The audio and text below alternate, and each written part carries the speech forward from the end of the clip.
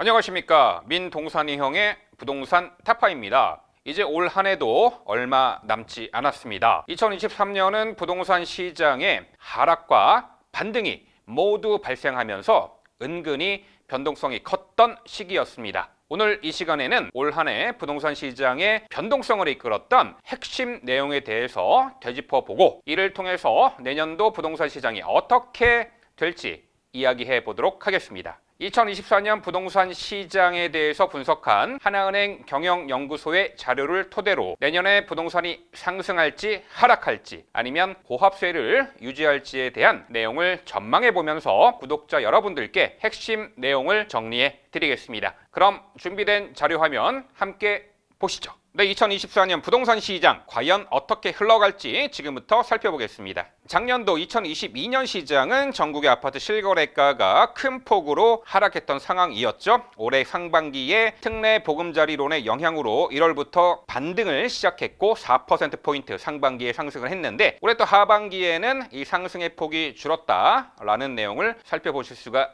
있습니다. 특히나 올 한 해에는 정책 모기지 공급의 효과, 금리 인하에 대한 기대치, 정부의 규제 완화 등등이 복합적으로 작용을 하면서 저점이라고 인식한 투자자들이 다시금 매수 심리를 보이면서 일시적인 반등을 하게 된 그런 한 해가 되었었죠. 2024년도 주택시장을 예측하는 첫 번째 키워드입니다. 불안한 반등, 그리고 시장의 차별화가 심화될 것이다. 자, 우선적으로 내년에도 가계부채에 대한 부담이 큰 폭으로 작용할 것이고, 고금리 여건은 지속될 것으로 예측이 되면서 정책의 모기지는 대폭 축소될 것이라 예견하고 있습니다.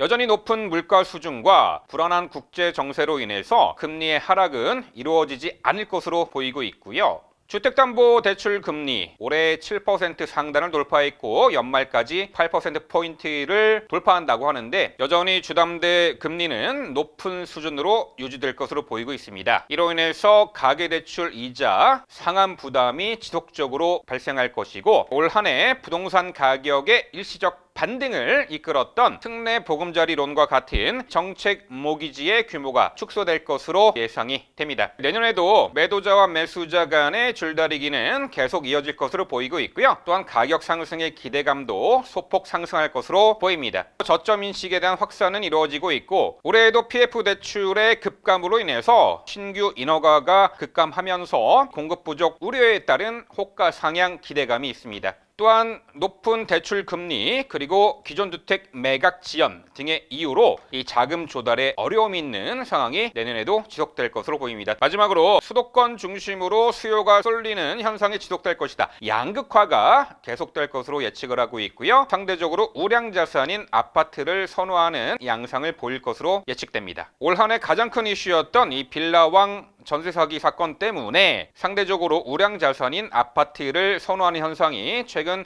계속해서 나타나고 있고요. 자, 이로 인해서 빌라 전세는 수요가 감소하고 있는 추세입니다. 최근에는 수도권과 지방에 대해서 부동산 규제의 격차가 상당히 축소가 되고 있는 현실이죠. 특히나 강남 3구와 용산구를 제외한 서울의 21개 구와 그리고 수도권 지방에 대한 부동산 규제의 폭이 지방과 거의 유사하기 때문에 이로 인해서 수도권으로 투자의 수요가 쏠리고 있는 현상이 나타나고 있죠. 네, 부동산의 거래량과 가격을 결정하는 여러 가지 요인들이 있습니다만, 그 중에서도 가장 중요한 요소인 공급 그리고 수요, 정부의 정책에 대한 변수에 따라 가격의 방향성이 달라질 수가 있습니다. 내년도 부동산 가격을 결정하는 이 공급, 수요, 그리고 정책적인 측면을 지금부터 살펴보도록 하겠습니다. 네, 공급적인 측면에서 단기적으로는 이 저가 급매물이 해소가 되면서 매수세가 줄어들고 있는 것이 가격의 하락세를 부추길 수가 있겠습니다. 중기적으로는 PF 대출의 축소로 인해서 건축물 인허가 및 착공이 감소하고 있고, 러시아 우크라이나 전쟁 그리고 이스라엘 하마스 전쟁 등 이 불안한 국제 정세로 인해서 원자재 가격 상승 때문에 2025년부터는 특히나 서울이 심각한 공급 부족 현상이 초래된다고 합니다. 이러한 공급의 부족 현상은 바로 부동산 가격의 상승 요인으로 작용을 할 것입니다. 네, 두 번째로 수요적인 측면으로 살펴보면요. 올해 급락 이후의 반등으로 인해서 저점 인식이 약화되었고 정부의 규제 완화 등으로 인해서 수도권 위주의 회복세를 보인 점은 향후 부동산 가격의 상승 요인으로 작용할 것입니다. 자, 반대로 고금리로 인해서 원리금 상환 부담이 계속되고 있다는 부분과 주택담보대출 실행 시 DSR 한도 초과로 인해서 규제가 여전하다는 것은 수요 측면에서 부동산 가격의 하락을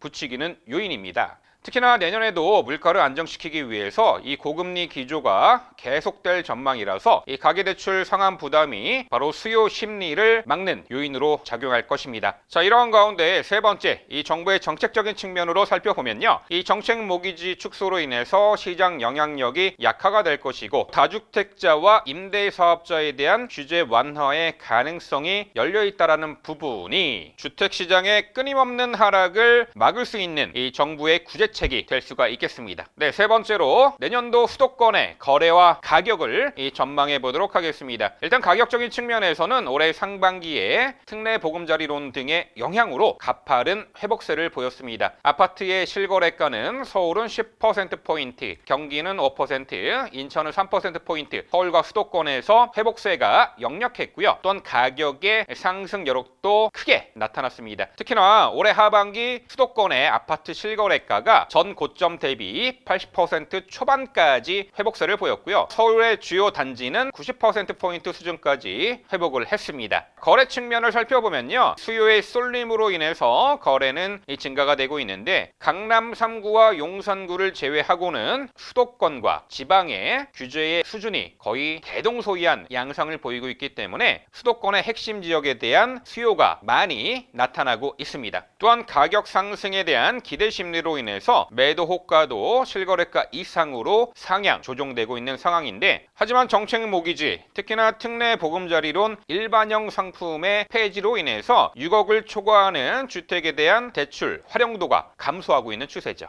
네, 준비된 그래프에서도 확인해 보실 수 있듯이 2021년 하반기부터 끊임없이 하락세를 보이던 거래량이 2023년 1월부터 상승세를 보이고 있는 현실이죠. 네, 마지막으로 내년도에 서울과 수도권을 제외한 지방의 거래와 가격을 전망해 보도록 하겠습니다. 자, 우선 가격적인 측면을 보면요. 지방은 2023년 상반기에 서울과 수도권만큼의 회복세를 보이지 못했는데 아파트 실거래가가 5대 광역시는 1.5%, 지타 지방은 0.8%포인트 상승하는 데 그쳤습니다. 그만큼 가격 상승의 여력이 작은 원인인데 특히나 대구와 울산, 충청 등의 물량 부담은 지속적으로 발생하고 있습니다. 지방은 미분양과 할인 분양 등의 부정적인 여파가 내년에도 계속될 것으로 예상이 됩니다. 네, 지방의 거래적인 측면을 보면요. 미분양과 할인 매물이 계속해서 증가하고 있는 추세이기 때문에 거래량 하락에 큰 영향을 끼칠 것으로 보입니다. 네, 준공후 미분양 주택에 대해서 파악해 보니까 수도권이 1만 호 미만인 것에 비해서 지방은 5만 호를 초과할 정도로